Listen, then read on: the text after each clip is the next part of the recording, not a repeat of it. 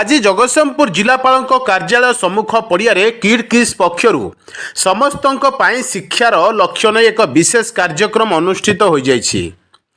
ଏହି ଉପଲକ୍ଷେ ଜଗତସିଂହପୁର ସଦର ମହକୁମା ସ୍ଥାନୀୟ କଲେଜ ଛକ ନିକଟରୁ ଜିଲ୍ଲାପାଳଙ୍କ କାର୍ଯ୍ୟାଳୟ ପର୍ଯ୍ୟନ୍ତ ଏକ ଗଣଦୌଡ଼ କରାଯାଇଥିଲା। କଲେଜ ଛକଠାରେ ଏହି ଗଣଦୌଡ଼କୁ ଜଗତସିଂହପୁର ଜିଲ୍ଲା ପରିଷଦ ଅଧ୍ୟକ୍ଷ ଶ୍ରୀଯୁକ୍ତ ମନୋଜ କୁମାର ଭୋଇ ଓ ଅତିରିକ୍ତ ଜିଲ୍ଲାପାଳ ଲଗ୍ନଜିତ ରାଉତ ପତାକା ଦେଖାଇ ଉଦ୍ଘାଟନ କରିଥିଲେ ଏବଂ ଶିକ୍ଷା ପିଲାମାନଙ୍କ ପାଇଁ ନିତ୍ୟାନ୍ତ ଆବଶ୍ୟକ ବୋଲି ଜରୁରୀ ବୋଲି କହିଥିଲେ।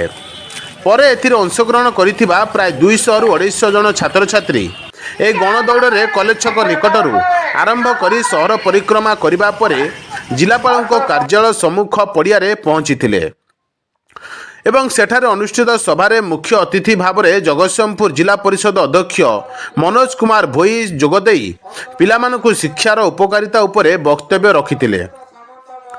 ସମ୍ମାନିତ ଅତିଥି ଭାବରେ ପୂର୍ବତନ ପୌରାଧ୍ୟକ୍ଷ ମଧୁସୂଦନ ସାହୁ, ଜିଲ୍ଲା ଆଥଲେଟିକ୍ ଆସୋସିଏସନର ସଭାପତି तथा वरिष्ठ आईनजीवी दौलगोविंद दास, वरिष्ठ सांबादिक विजय कुमार स्वाई प्रमुख जोगदे किड किस द्वारा आयोजित यह गणदौड़र लक्ष्य और आभिमुख्य संपर्क में सूचना देते। अतिथि मानक शुभंकर जेना उत्तरीय और पुष्पगुच्छ दे संबर्धित करते। शेष में अतिथि मानक द्वारा समस्त गणदौड़ में भाग नहीं प्रतियोगी मानक सर्टिफिकेट प्रदान करा जायथिला।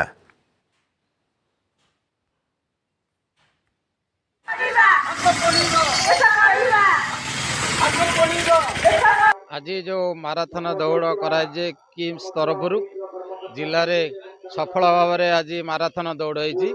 यार उद्देश्य रोचे जे आमे ऑल एजुकेशन फॉर ऑल आमे समस्ते पाठ पढ़ा, समस्ते शिक्षित हवा, समाज अंधविश्वास दूर करवा। यार प्रतिष्ठाता होउछंती किम्स जे प्रोफेसर अच्युत सामंत।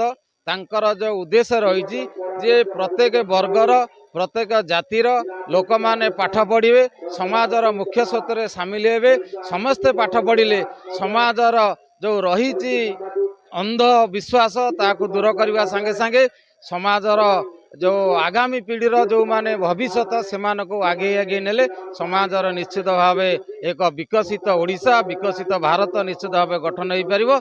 एवं खाली सेतिक नुहे, पाठ पढ़ले प्रत्येक पिला प्रत्येक परिवार जो पितामाता जो स्वप्न रही साकार हम।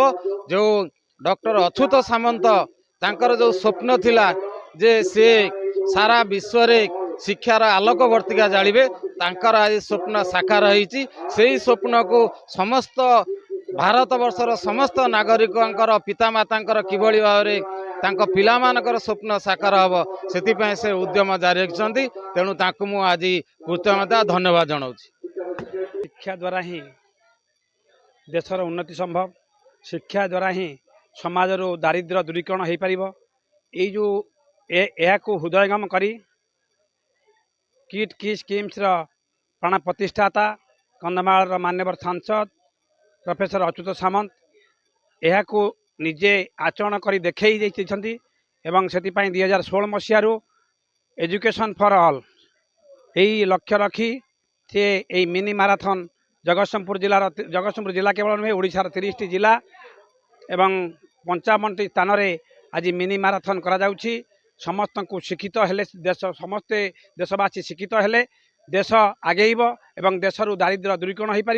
यही महान महत लक्ष्य रखी ये जो कार्यक्रम आरंभ करिसेंती किड किस किम्स प्राण प्रतिष्ठाता प्रोफेसर सामंत। से आमे समस्ते तांकु अशेष अशेष कृतज्ञता ज्ञापन करुछु। आज जगतसिंहपुर जिले में ये जो मिनी माराथन कार्यक्रम अनुष्ठित होती से सफलता सहित समस्त छात्र छात्री माने उत्साह सहित भाग नहीं एवं आज सारा जिले में सारा देश को गोटे वार्ता गला एजुकेशन फॉर शेष में ए गणदौड़ में भाग नहीं छात्र छात्री, युवक युवती, खेल शिक्षक, वरिष्ठ नागरिक, समाजसेवी और अन्य माननकु जगतसिंहपुर कलिंग टीवी जिला प्रतिनिधि शुभंकर जेना कार्यक्रम सफलता पाई धन्यवाद अर्पण करथिले। Bureau report, Banikshetra live.